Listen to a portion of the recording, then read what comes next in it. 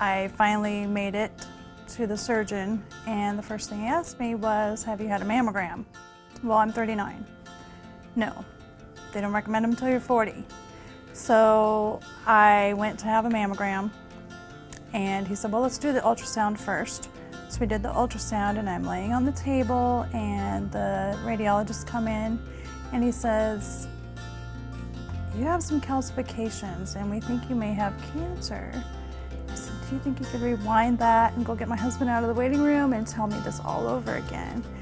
And so they brought my husband in, and they told me again, well, we think your wife has cancer. My mother had cancer, and I went through it with her day by day. She went through chemo, she went through radiation, she went through the whole works, and then she passed away. And she was 59, and I was 39, and I had thought that 20 years early, oh gosh, you know, here we go.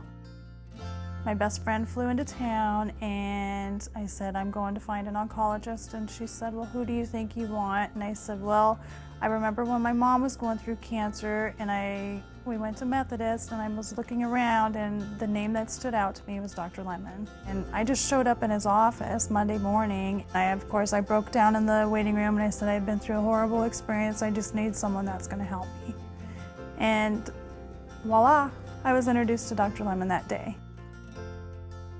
He was very calming. He came in and he said, you know, I'm Dr. Lemon, it's nice to meet you, and from here on out, everything's going to be okay, and we're going to take care of you.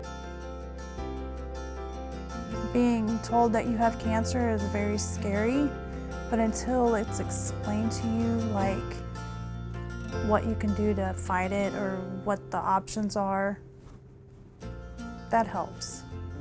It gives you something to grasp a hold of. I had surgery, radical mastectomy, and started chemo right after that. My mom was diagnosed with stage 4 cervical cancer. She had to have chemo. I did see her get very ill after it, and that did scare me, but I watched how she kind of dealt with it, and that she never gave up, ever. And she never said that she was dying. She never told us kids that she was dying. She just told us that she had cancer and that we were going to fight it from here on out. And that's pretty much what I told my daughter. And my daughter was pregnant, and all I could think of was, oh gosh, I have cancer. You know, I've got it 20 years early. I mean, I wanted to see my first grandchild. I wanted to be there for the birth of it. I wanted to be a part of it. I wasn't ready to let anything get me down yet. So I just fought it with 2 fists going and made it.